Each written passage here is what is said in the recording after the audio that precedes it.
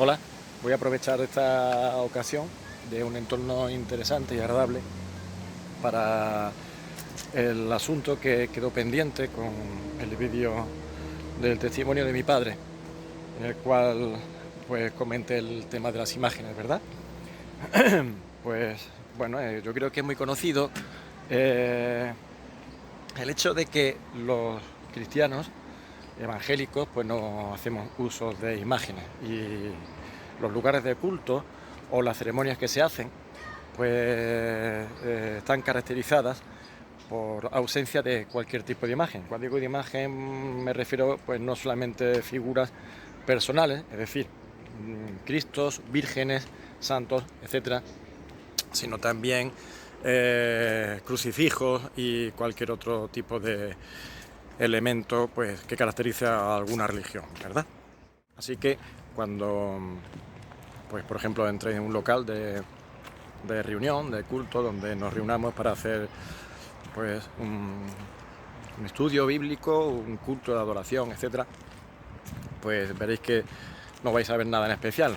Sí que veréis respecto a imágenes, ¿verdad? No voy a ver figuras, pero sí vais a encontrar lo que sí pues nos mueve y supone algo muy importante para nosotros, que son los textos bíblicos. Así que veréis versículos característicos que pues tienen mucho contenido concreto de mensaje que creemos que es importante que, que estén ahí como testimonio y, y hay información, especialmente para los no creyentes.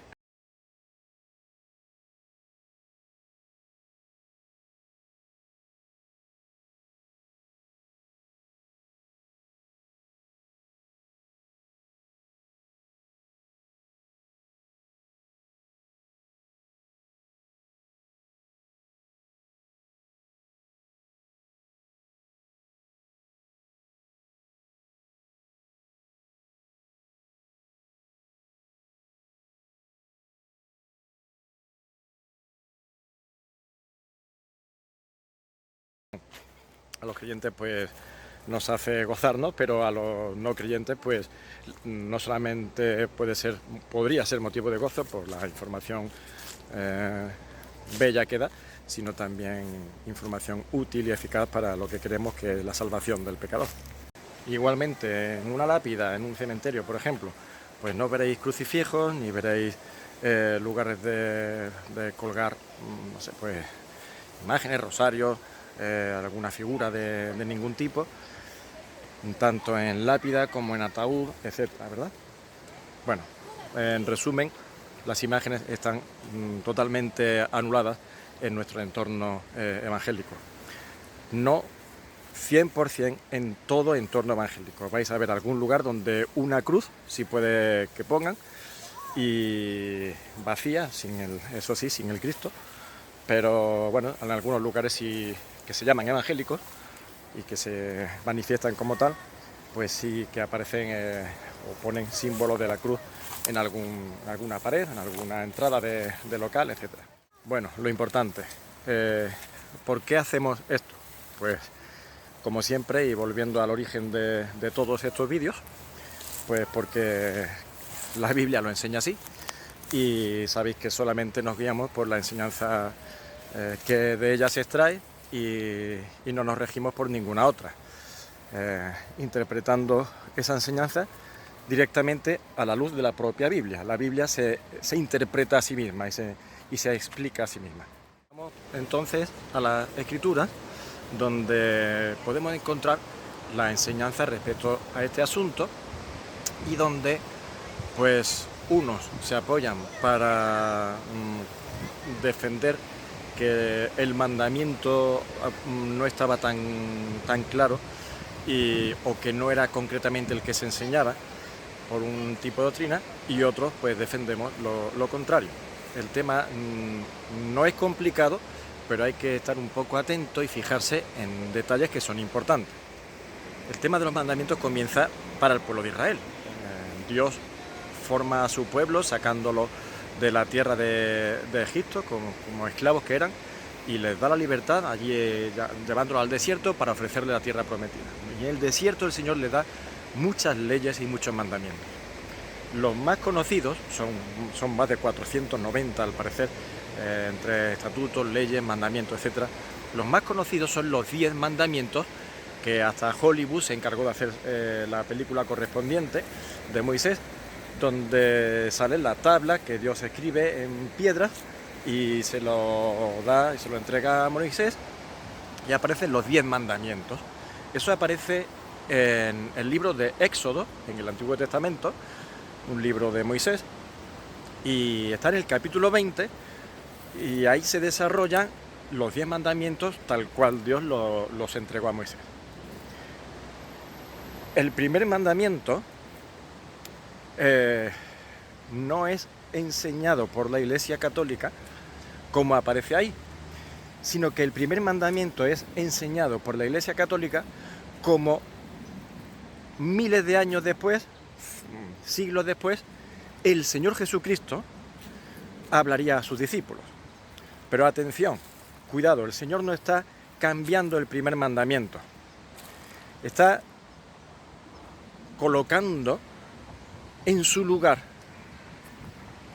la forma de enfocar los mandamientos por parte del pueblo de Israel. Siempre es lo mismo, siempre es, el problema del ser humano es el enfoque de las cosas, ¿de acuerdo?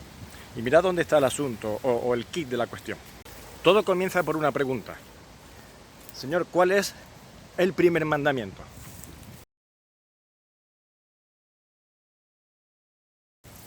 Bueno, el Señor le responde, el primer mandamiento es Jehová, oye Israel, Jehová tu Dios, Jehová uno es.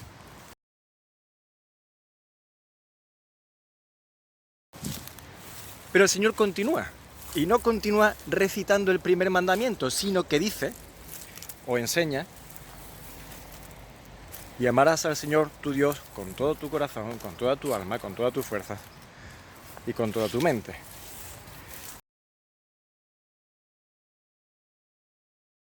Este es el principal mandamiento. El Señor cambia ahí de tercio, de enfoque, no diciendo cuál es el primero, sino el principal.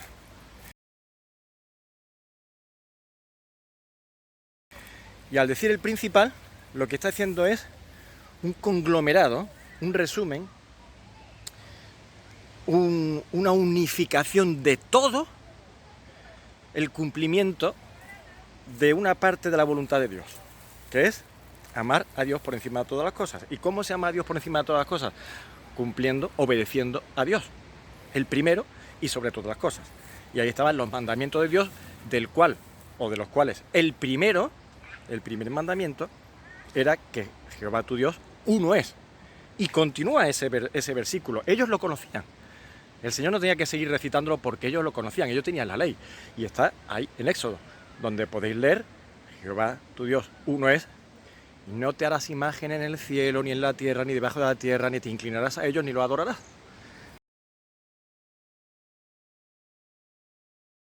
Así que una cosa es el primer mandamiento y otra cosa es como el Señor habla del principal mandamiento. Y después dice, y el segundo es semejante. Amarás a tu prójimo como a ti mismo. ¿Sabéis por qué? Porque los 10 mandamientos se resumen en estos dos principios. Amar a Dios sobre todas las cosas y amar a tu prójimo, al ser humano, como a ti mismo. Y si os dais cuenta y veis detenidamente los 10 mandamientos, os daréis cuenta de que los 5 primeros tienen que ver con Dios directamente, con tu relación con Dios, con tu obediencia a Dios.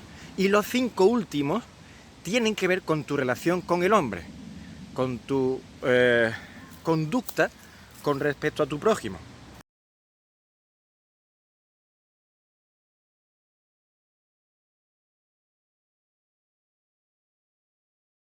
Así que si tú cumples los mandamientos, en resumidas cuentas lo que estás es amando a Dios sobre todas las cosas y a tu prójimo como a ti mismo. De modo que el Señor no está sustituyendo, ni cambiando, ni modificando ningún mandamiento. Está explicando en qué consisten los mandamientos de Dios y cuál es el propósito absoluto y global de Dios con esos mandamientos. ¿De acuerdo? No es que tú cumplas 9 y si has cumplido 9 ya eres muy bueno, si cumples 7 tienes un notable y si cumples 4 te pongo un insuficiente.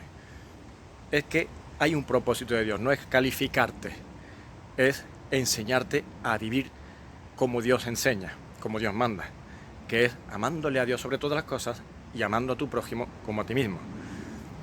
Ese es el propósito. Si no, de nada vale que fríamente, como un recitario de memoria, pues hiciéramos las cosas sin ninguna intención de fondo, más allá que un cumplimiento frío de unas letras escritas. Bueno, ahora me vais a permitir que haga un paréntesis para una salvedad que debo presentaros. Y es que debo presentar el completo propósito de la ley. Porque es cierto que la ley tiene un propósito original por parte de Dios, que es el cumplimiento del mismo, por eso, o de la misma, ¿no? De la ley. Por eso Dios da la ley para que se cumpla. Pero Dios da la ley de una forma conforme a su carácter, es decir, santo.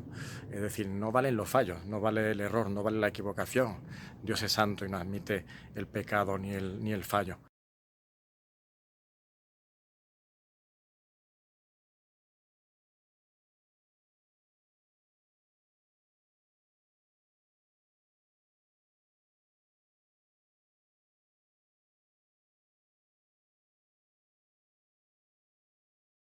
De forma que eh, mm, la ley debía ser cumplida de forma absoluta y completa. No podía haber un solo fallo en ningún solo momento de tu vida. Porque la misma Biblia enseña, la revelación de Dios enseña que el que no cumple un solo punto de la ley se hace culpable de la ley entera, haciéndose reo de maldición por parte de Dios.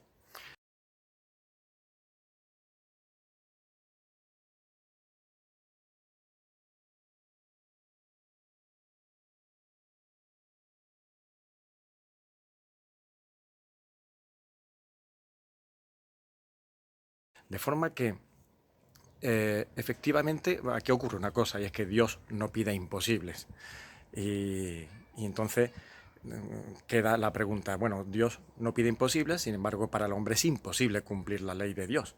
Y Dios está pidiendo que cumplamos la ley, efectivamente. Pero entonces, ¿dónde está la maravilla realmente, la explicación de esto que es una maravilla? Y es que al final la ley de Dios, el propósito final y donde se cumple toda la ley, o todo el propósito, perdón, de la ley de Dios, es Cristo Jesús. La ley, dice el apóstol Pablo escribiendo a la iglesia en Gálatas, a los Gálatas en Galacia, le dice que la ley ha sido nuestro ayo,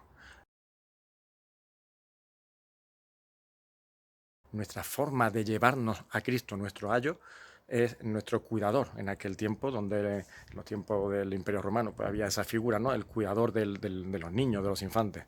Y los cuidaba hasta que se hacían adultos y ya podían estar en la casa del padre organizando y administrando las cosas del padre como un adulto más. Bueno, pues la ley ha sido nuestro ayo que nos lleva a Cristo, que nos protege y nos lleva. ¿En qué sentido? En tu incapacidad. Tú ves la ley como una referencia en la cual te basas para saber qué es lo que Dios quiere, qué es lo que a Dios le agrada.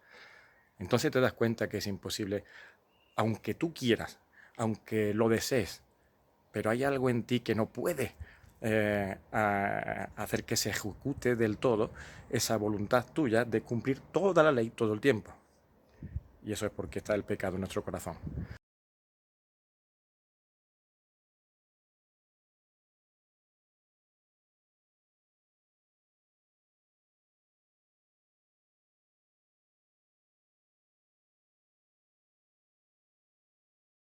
De forma que Dios eh, pone a Cristo como el cumplimiento absoluto de la ley, el único que puede cumplirlo, el único que puede satisfacer la demanda de Dios y el único que puede salvarnos.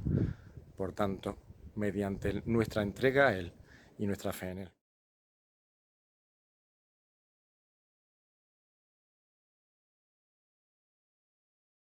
Así que Cristo es el cumplimiento del propósito de Dios donde mediante su ley nos hace conscientes de nuestro pecado y de nuestra necesidad de ayuda y de no confiar en nuestros propios méritos ni en nuestras propias capacidades de salvación.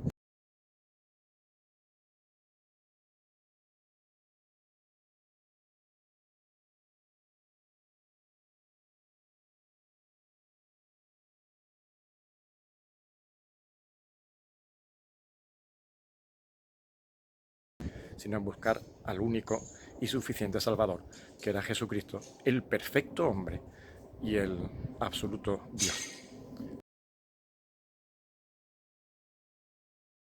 Algunos podrán decir, bueno, pues entonces tampoco podrá tener una fotografía o un vídeo de ti, de tu familia, de los abuelos, de nada de eso en la casa, porque si no hay que tener ninguna imagen. Bueno, el tema yo creo que hay que tratarlo como siempre con sentido común, humano y espiritual y en todos los aspectos, ¿verdad? No te harás imágenes y no te inclinarás ante ellas ni las adorarás. El tema es no hacer idolatría. El gran problema del hombre respecto a Dios es la idolatría, es poner cualquier cosa en el lugar que le corresponde a Dios, sustituir a Dios, ya sea aún con una imagen misma de sí mismo, que él no puede tener imagen por cuanto él no tiene imagen física. Ciertamente cuando Jesucristo tomó su forma, pues hay quienes han imaginado cómo sería la cara del Señor, pero no hay una referencia física, afortunadamente, plasmada en la historia, como hay esculturas contemporáneas del tiempo del Señor, de Césares o de sabios griegos o de cualquier poder político romano. Bueno, del Señor no se hizo nada, aunque fue el hombre más influyente de la historia, pues no quedó retratado en ningún lugar, y afortunadamente, porque si hubiese caído en algo que Dios hubiese despreciado profundamente, que era la adoración a imagen, y no mediante fe en la persona y la obra del Señor. El Señor no quiere que seamos llevados por sentimientos ni por sentidos, ni olfativos, ni visuales, ni auditivos. No podemos dejarnos llevar por la música para adorar a Dios, no debemos dejarnos llevar por imágenes de personas, ya sean santos, santísimos o divinidades, para adorar a Dios. Tenemos que dejarnos llevar por el mensaje de Dios que cala en nuestros corazones, que es vida, que es verdad y que transforma el alma. La palabra de Dios que te habla y te enseña la verdad y te enseña su persona, su carácter, su obra, y eso es lo que debe enamorar y cautivar nuestros corazones y hacernos buscarle a Él. Los testimonios del Señor a lo largo de las Escrituras son abundantes en este sentido, y el Señor mismo llega a decir: ¿a qué me haréis semejante, no? ¿A qué figura vais a componer de mí? ¿O qué es lo que pretendéis hacer cuando intentáis imaginarme a mí y mostrarlo, incluso representarlo en una figura?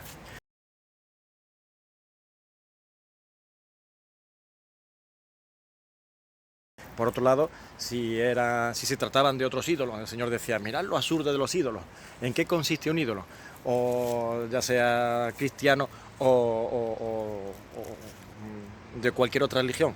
Pues consiste en un cacho de madera que uno va al campo, coge un árbol, lo tala, lo corta y del tronco empieza a tallar, y lo que le sobra lo echa al fuego y se calienta, y con lo otro de repente se postra y le dice: tú eres mi Dios.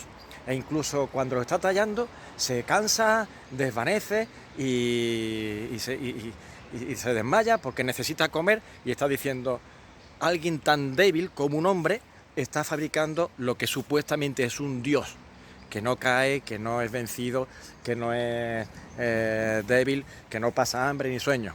Y tú que lo haces, tú que lo fabricas, si te cansas, si pasas hambre y si desfalleces, ¿verdad? Lo absurdo de la condición humana y del error humano causado por el engaño del pecado.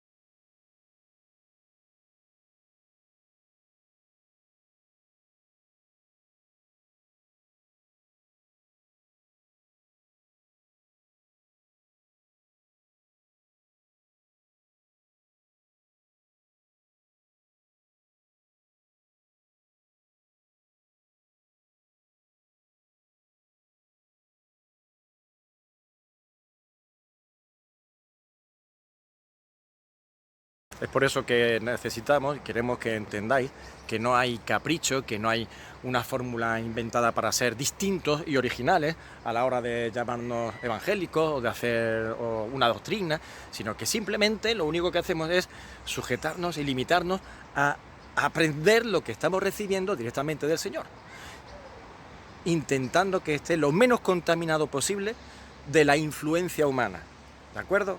De la interpretación humana que manipula, a veces interesada y otras veces ignorantemente, el mensaje original divino. Pues espero que os haya servido de algo esta explicación y siempre estaré dispuesto a contestar cualquier duda, y no sé si os ha abierto un poco la visión, espero que sí. Pero bueno, he querido hacerlo ahora aprovechando este momento porque hacía mucho tiempo que os tenía abandonado con este asunto. Un fuerte abrazo a todos.